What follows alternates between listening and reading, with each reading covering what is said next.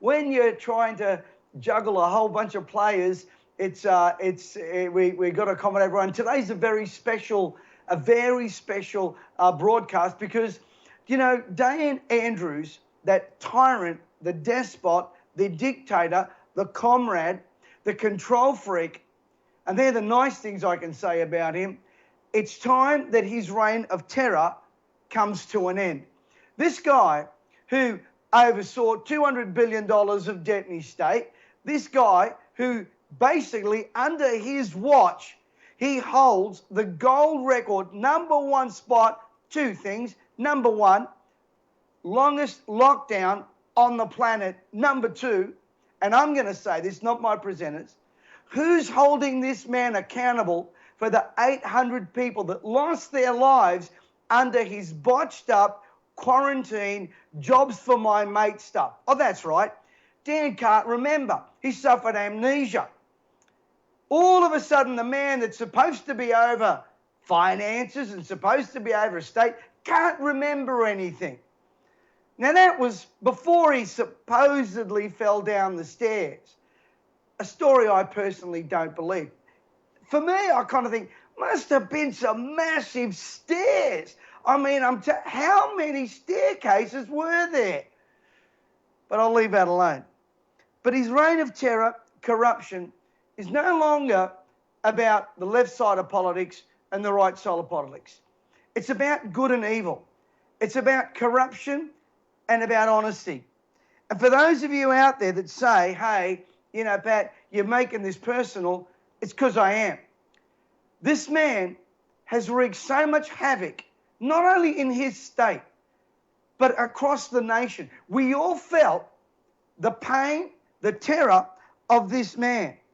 And I believe that this man needs to be removed from power. You know, rumour has it, and I'm going to speak to our guest today about it, that they're grooming him for Canberra.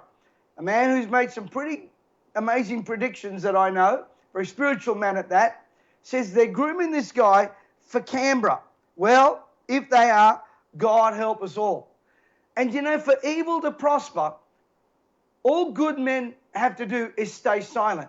In a moment, I'm going to present you three good men.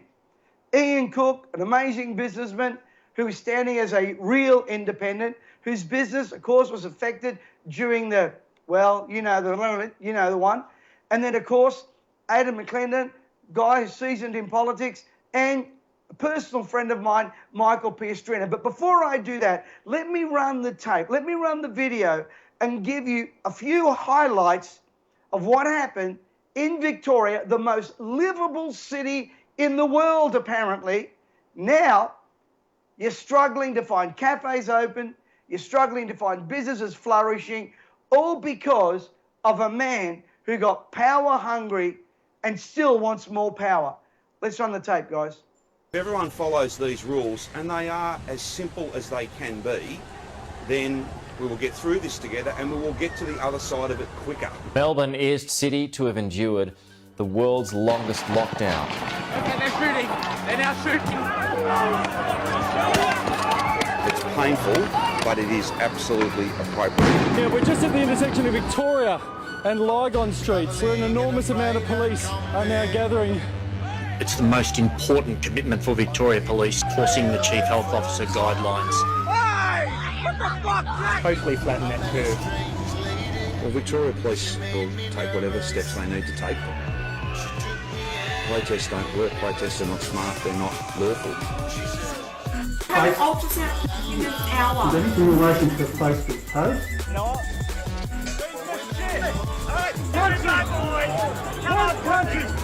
It's illegal. All of it can be avoided if people don't protest.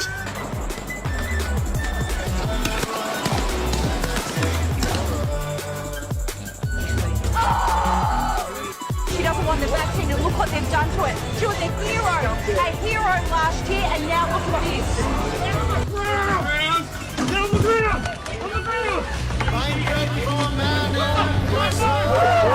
Get off of me! He's fucking choking me! He's choking me! For what? For a mask? For not having a mask? Well, that was ridiculous. She doesn't have a mask. Are you serious? Are you serious? Just for not having a mask?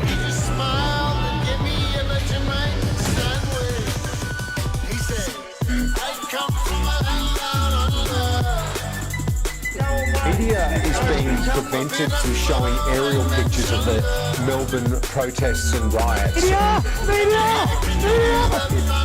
accreditation for what purpose? You don't respect our working environment. The only reason that protests are illegal is because Daniel Andrews made it so. I don't know what half of them are protesting against. But I'm all for medical freedom and I'm scared for my kids.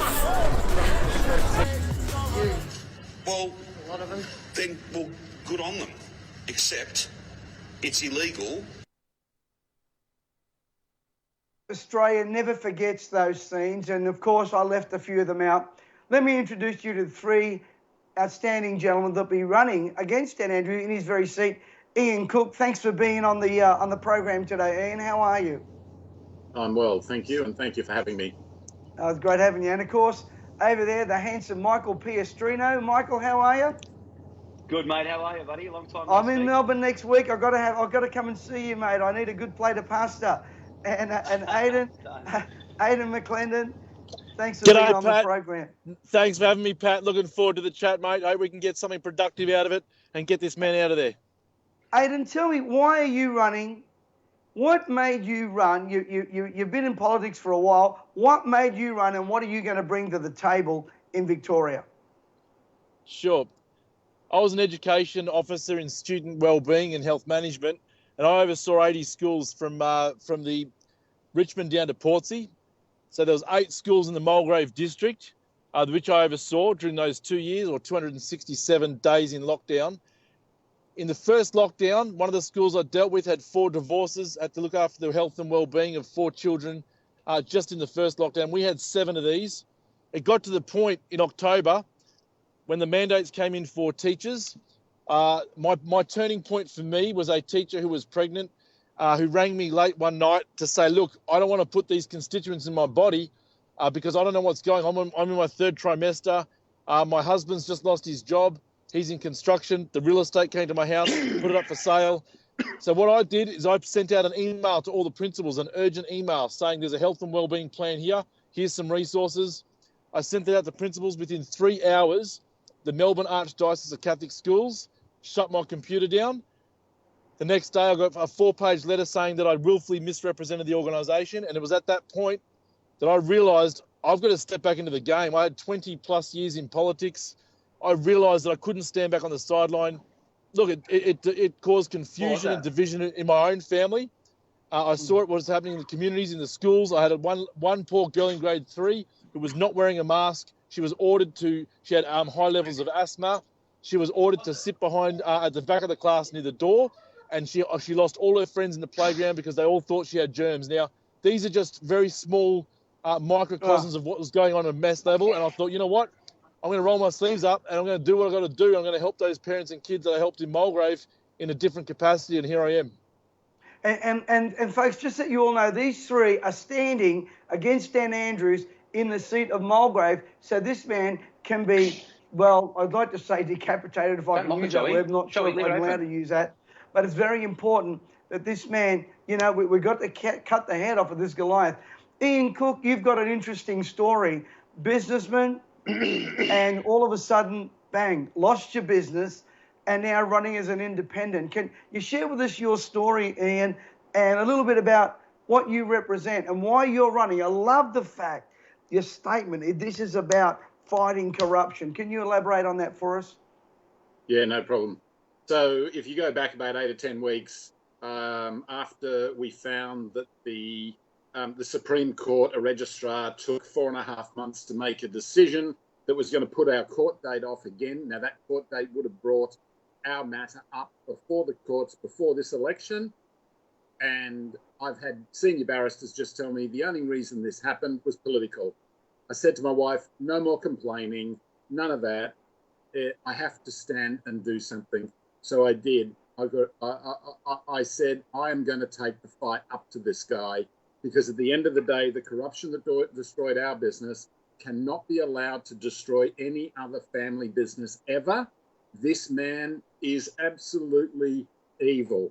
The other thing too is Daniel Andrews does not represent Labor values. And that needs to be clearly understood. I'm not fighting against the traditional Labor voters who believe in, helping the downtrodden and helping workers, etc. They are Australian values. They've been around for a long time, and the Labor Party has a proud history of defending them. This bloke is destroying the Labor Party. This bloke is going to actually annihilate it. If Labor voters don't realise the destructive nature of this man, which is purely about his own power, his own self-interest and his own wealth, then I fear for the state of Victoria. They all need to say, okay, enough's enough. I'm standing on the basis of families, small business, and anti-corruption. And the families one is very important. Absolutely. We need to talk about the families. Why? Because we are a Christian society based on Christian values. To have someone destroy that and destroy the rights of parents, to have this transgender legislation in there, that has to be obliterated. Absolutely. And it needs to be in the Parliament to stop it. Just for our viewers, just so that and Ian, I concur with you 150% if anyone can. Dan Andrews is trying to pass legislation that a child